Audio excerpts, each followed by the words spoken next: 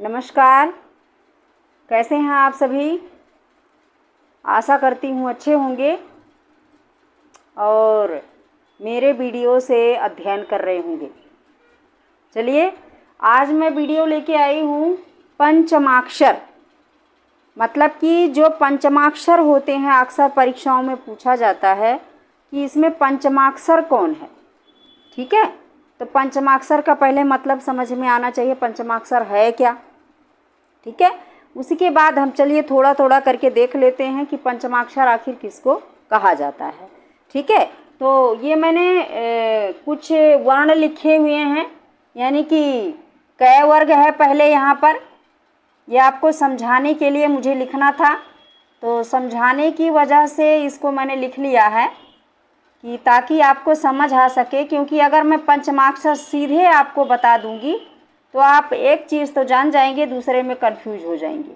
तो इसलिए जो है मैंने इसे लिख लिया है, क्योंकि हमारा संबंध जो पढ़ना है उसका संबंध इसी से है। ठीक है, तो ये मैंने लिख लिया है कै वर्ग। कै वर्ग का मतलब कै ख ग घ ङ, यानी कि जो कै से स्टार्ट होता है, इसलिए इस वर्ग को कै वर्ग कहते हैं। एक चीज़ और भी है कि इन्हें मतलब एक तो इन्हें दो नाम दिए गए हैं इनका। एक तो ये होते हैं वर्गीय व्यंजन, एक इन्हें क्या कहा जाता है, वर्गीय व्यंजन कहा जाता है, और दूसरा इनको स्पर्श व्यंजन कहा जाता है। ठीक है, एक इनको वर्गीय व्यंजन भी कहा जाता है, दूसरा जो है इनको क्या कहा जाता है, स्पर्श व्यंजन भी कहा जाता है।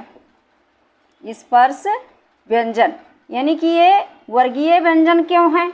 वर्गीय व्यंजन इसलिए हैं कि एक वर्ग में 5 वर्ण आते हैं और पांचों जो हैं वो एक ही जगह से उच्चारित होते हैं, इसलिए इनका पांचों का एक वर्ग बना दिया गया है।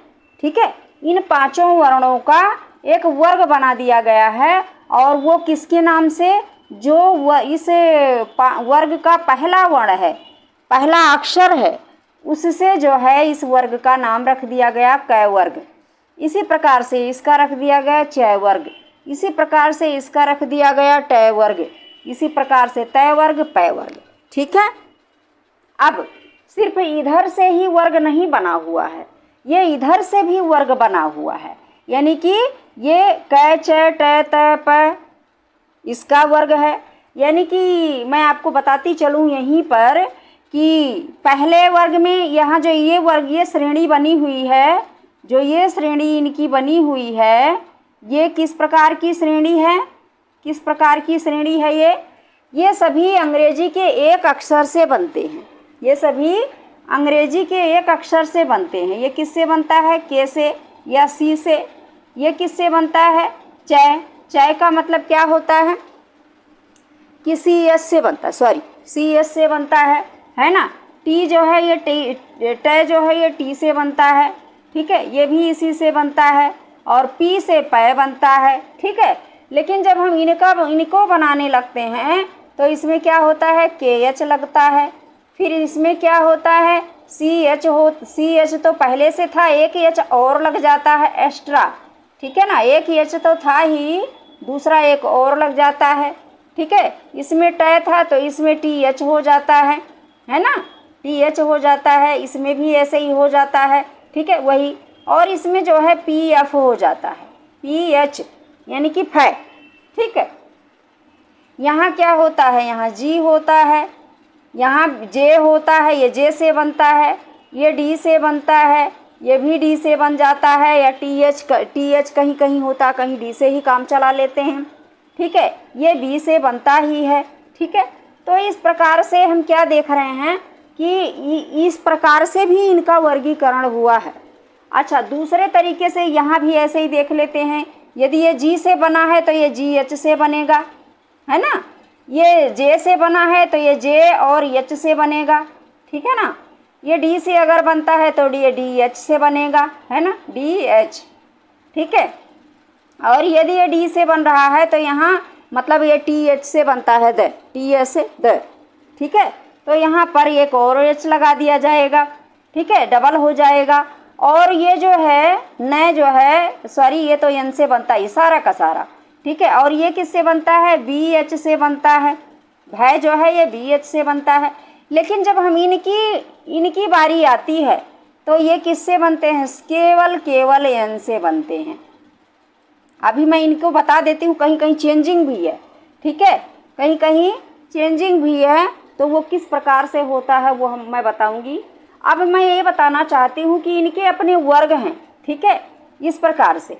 यानी कि एक तो ये तो अघोष है, ये घोष है, ठीक है ना, इस प्रकार से। माने कि एक अल्प प्राण एक महाप्राण, घोष अघोष से भी ये परिवर्तित हैं, अल्प प्राण महाप्राण से भी ये परिवर्तित हैं, ठीक है ना। और हमने देखा कि जितने वर्ण हैं उतनी इनकी जो विशेषताएं हैं वो हैं, ठीक है, जितने वर्ण हैं उनकी इतनी विशेषताएं हैं।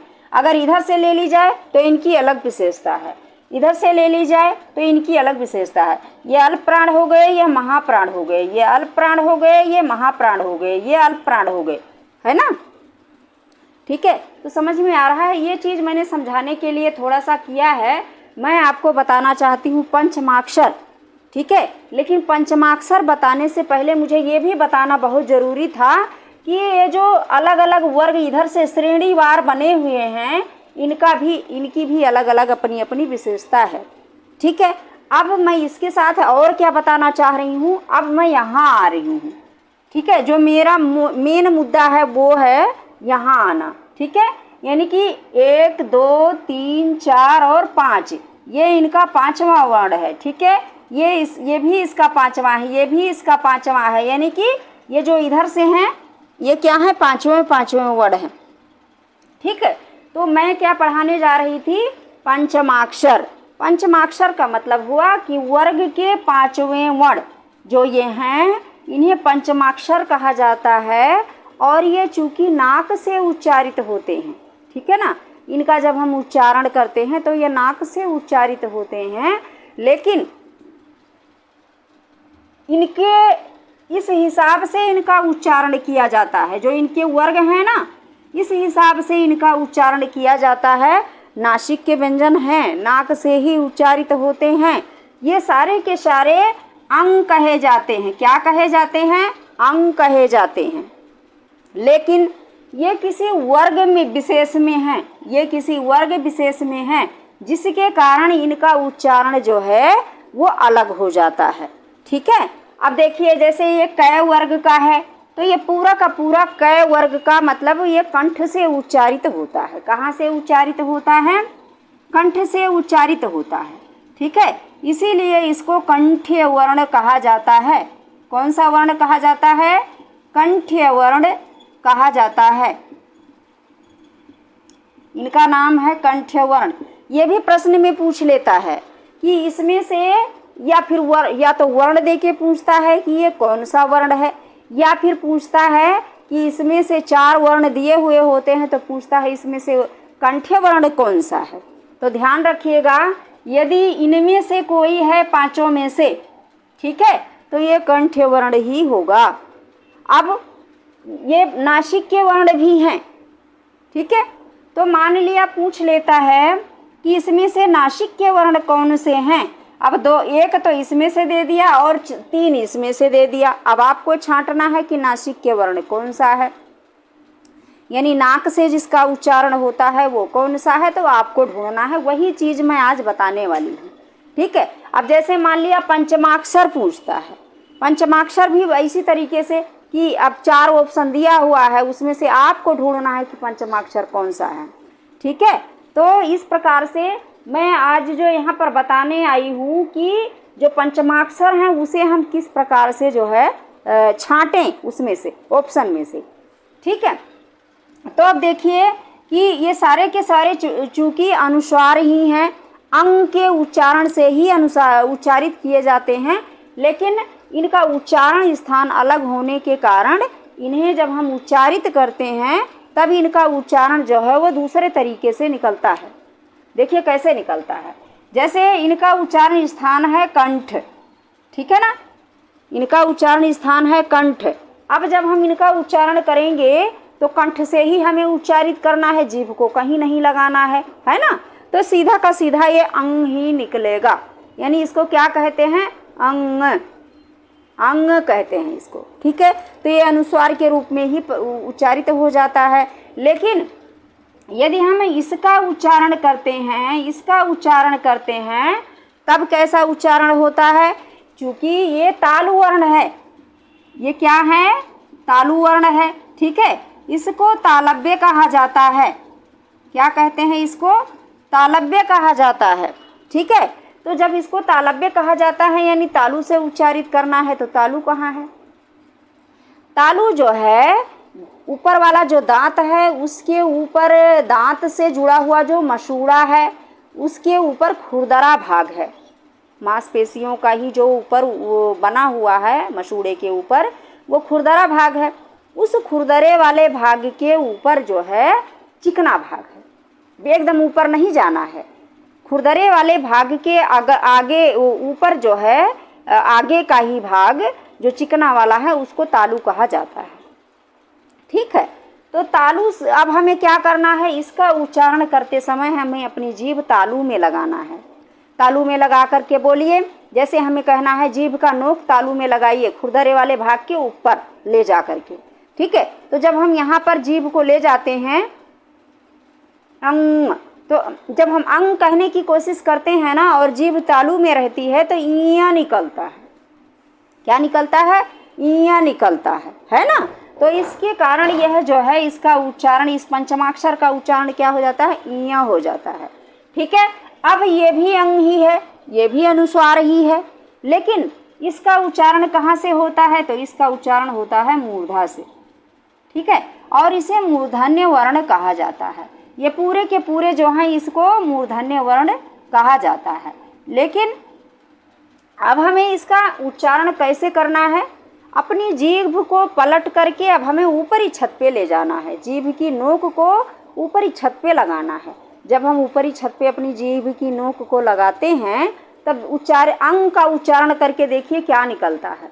ठीक है, जीभ उठाइए ऊपर को ले जाइए, छत में उसकी नोक को लगाइए, अंग, क्या निकला, आणे, आणे निकलता है ना, क्योंकि जीभ जो है ऊपर चली जाती है और सांस पूरी की पूरी रुक जाती है। तो जब हम अंग कहना चाहते हैं तो आणे निकलता है ना। क्यों निकलता है, उच्चारण स्थान की वजह से। ठीक है, तो ये हो गया। अब ये आ गया ये तय वर्ग, तय वर्ग का नय है, इसका भी उच्चारण स्थान जो है अंग ही है, सॉरी उच्चारण स्थान दांत है, लेकिन उच्चारण इसका क्या होना चाहिए, अंग होना चाहिए, अनुस्वार होना चाहिए। ठीक है ना, लेकिन होता क्या है देखिए, जीभ को दांत में लगाइए और फिर कहिए अंग, तो क्या निकलेगा, न निकलेगा। लगा के देखिए, न, ठीक है, क्या निकल रहा है, न, यानी कि न निकलता है, हम अंग कह ही नहीं पा रहे हैं। ठीक है, क्योंकि जीभ जो है वो आगे चली जाती है, तो जहाँ अंग कहना होता है, अंग हम कहते हैं तो जीभ पीछे को खींच जाती है, तब शुद्ध रूप से अंग निकलता है। लेकिन जब जीभ दांत में जाएगी, दांत को छुएगी तो जीभ आगे को बढ़ जाती है, तो अंग नहीं हो पाता, फिर नय निकलता है। ठीक है, तो ये हो गया। ये पंचमाक्षर जो है ये किससे उच्चारित होता है, नय, दांत से, यानी कि इसका जो उच्चारण स्थान है क्या है, दंत्य है। ठीक है, क्या है, दंत्य है। अब बारी आती है पय वर्ग की। ये पय वर्ग का पांचवा अक्षर है, पंचमाक्षर है मैं। ठीक है, मैं है। अच्छा, इसको अक्षर क्यों कहते हैं, पंचमाक्षर क्यों कहते हैं, पंचम वर्ण क्यों नहीं कहते। पंचमाक्षर इसलिए कहते हैं क्योंकि ये अय इसमें जुड़ा हुआ होता है तो ये वर्ण कहलाता है। लेकिन जब हम इसका, चूंकि ये अनुस्वार ही है, अगर हम इसका अनुस्वार में जब प्रयोग करेंगे तब इसका रूप कैसा हो जाएगा, आधा हो जाएगा, है ना। तो आधा हो जाएगा, इसलिए ये अक्षर हो जाता है। अक्षर की परिभाषा मैंने आपको पिछले वीडियो में बताया हुआ है, थोड़ा सा यहाँ बता देती हूँ। अक्षर का मतलब होता है कि जिसका क्षरण ना हो, जिसका जो नष्ट ना हो, जिसको और नष्ट ना किया जा सके, जिसके और टुकड़े ना किया जा सके, जिसको और विभाजित ना किया जा सके, वो होता है अक्षर। तो जब हम इसको अंग जैसे हम लिखे हुए हैं, इसमें माइनस करके हम आय को निकाल लेते हैं, तो ये क्या बचता है, आधा बचता है। अब हम इसके टुकड़े नहीं कर सकते। अगर हम इसके टुकड़े करेंगे तो ना ये अक्षर होगा ना वर्ण होगा, कुछ नहीं होगा, इसका कोई मतलब नहीं होगा, है ना। तो इसलिए इसको पंचमाक्षर कहा जाता है, क्योंकि इसको हम अनुस्वार मानते हैं। इसको व्याकरणाचार्यों ने अनुस्वार कहा है, अनुस्वार है भी। ये सारी बात मैंने पिछले में बताई हुई है। आज मैं लेके आई हूँ पंचमाक्षर क्या है, ठीक है। मुझे पिछले से कोई मतलब नहीं है, मैं दोबारा उसी को बोलने लग जाऊँ। मैं थोड़ा थोड़ा बता देना पड़ता है आपको याद दिलाने के लिए, ठीक है। अब आ जाइए इस पे मैं पे। इसको भी अंग की तरह ही उच्चारण करना है, लेकिन हमें ओठ से बोलना है। इसका उच्चारण स्थान है ओष्ठ। क्या उच्चारण स्थान है? ओष्ठ है। इसका नाम क्या होता है? इसका नाम होता है ओष्ठ्य, ठीक है। तो जब इसका उच्चारण स्थान ओष्ठ है, हम अंग कैसे बोलते हैं? अंग मैंने मुंह खोल के बोलते हैं, जीभ पीछे को खिंच जाती है, ठीक है, तब हम अंग बोल पाते हैं। अब हमें इसका उच्चारण स्थान ओष्ठ है तो हमें ओठ बंद करके बोलना है, यानी कि मैं। अब ऐ तो हो गया नाक के बल, लेकिन मुंह तो खुला नहीं, तो अंग का उच्चारण नहीं हुआ, यानी मैं हो गया, है ना।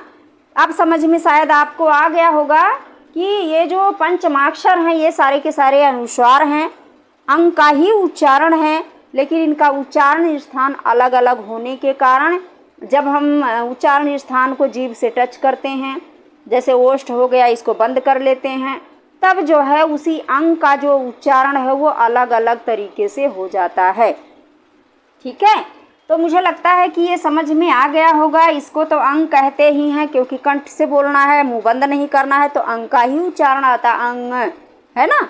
लेकिन इसका उच्चारण करते समय हमें तालु को स्पर्श करना होता है जीभ ऊपर उठा करके, तो ये अंग ना निकल के इया निकलता है। इसका उच्चारण करते समय जीभ पूरी की पूरी पलट कर ऊपर कर लेनी पड़ती है, और तब इसको बोलना होता है तो आड़े निकलता है, अंग निकलता ही नहीं है, क्योंकि जीभ पूरी आगे आके फिर पलट के ऊपर जाती है, तो अंग कैसे बोलेगा? प्रैक्टिस करना आप लोग घर पे। इसका उच्चारण करते हैं तो जीभ हमारी जो है वो खींच के आगे आ जाती है, यानी दांत को छूती है। तो हम जब अंग का उच्चारण करते हैं तो जो जीभ है वो पीछे को खींच जाती है और अंग हम बोलते हैं, ठीक है, तब शुद्ध उच्चारण होता है अंग का। लेकिन जब हम अपनी जीभ को आगे बढ़ा करके दांत में लगा लेंगे तो अंग का उच्चारण नहीं हो पाएगा, तब नय निकलेगा, नय निकलेगा, ठीक है। इसका उच्चारण जब हम मैं का करते हैं, पय वर्ग के मैं का करते हैं, तो हम ये उसका उच्चारण स्थान जो है ओष्ठ है। तो जब हम ओष्ठ बंद कर लेते हैं, अब अंग बोलना है और ओठ बंद, मुंह बंद कर लीजिए, फिर क्या निकलेगा? मैं, बकरी का बच्चा जैसे बोलता है ना, वो निकलेगा फिर, ठीक है ना। तो अब मुझे लगता है ये पंचमाक्षर आपको समझ में आ गया होगा कि जो ये पंचमाक्षर हैं वो क्या हैं। सभी क वर्ग का ये पांचवा है, ये च वर्ग का पांचवा है। याद रखिए, ये पेपर में आ जाता है, किसी भी कंपटीशन में पूछा जा सकता है। आपको पता होना चाहिए कि ये किस वर्ग का, पंचमाक्षर तो आपको पता चल गया, पर इसका वर्ग भी आपको पता होना चाहिए किस वर्ग का है। इसका उच्चारण स्थान भी आपको पता होना चाहिए कि ये किस स्थान से बोला जाता है, और फिर इन वर्णों को कहते क्या है। मान लिया इसी को दे दिया और पूछ रहा है कि इसका नाम क्या है, तब आपको क्या कहना? कंठ्य वर्ण, ठीक है। लेकिन कुछ और पर्पज से पूछ रहा है, जैसे नाक के बल उच्चारण होता है इसका, तो भी और कुछ पूछ सकता है, यानी कि इसका क्या नाम क्या है, इसको कौन सा वर्ण कहा जाता है। जब पूछता है तब नासिक्य वर्ण, ठीक है, क्योंकि नाक से उच्चारित होता है। इस वर्ण को क्या कहते हैं? ऑप्शन में अनुसार दिया हुआ, तो अनुस्वार लगाना है, ठीक है। तो ये, और इसको अनुस्वार क्यों कहा जाता है? क्योंकि अर्ध व्यंजन है। अनुस्वार क्या होता है? अनुस्वार अर्ध व्यंजन होता है। अर्ध व्यंजन क्या होता है? स्पर्श व्यंजन के जो पांचवें अक्षर हैं इनको अर्ध व्यंजन, अनुस्वार के रूप में अर्ध व्यंजन कहा जाता है। इनका अनुस्वार के रूप में आधे व्यंजन का प्रयोग होता है, ठीक है ना।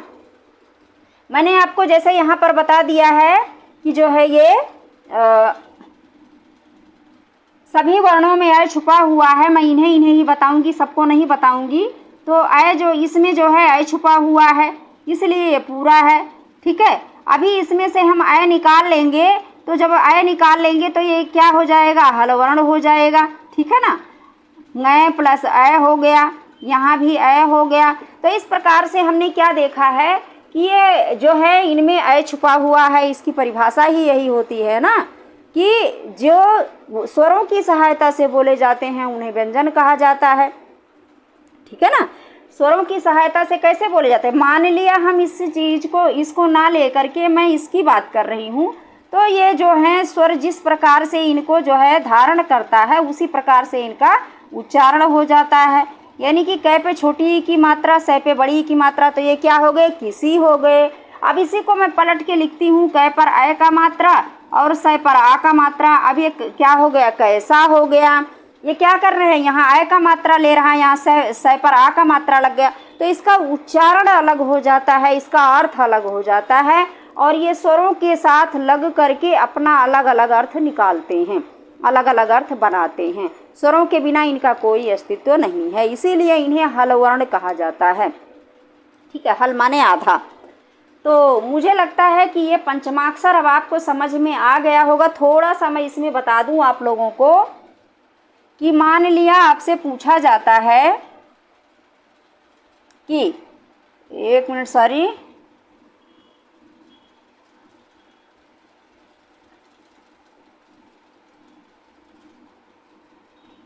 मैं अभी लिख के बताती हूँ, आप लोग इसको ढूंढिएगा, कमेंट करके बताइएगा कि जैसे मान लिया लिख दिया, मैंने लिख दिया कि ये लिख दिया, और अब मैं इसको मतलब इसका उच्चारण स्थान बताओ, इसका उच्चारण स्थान बताओ।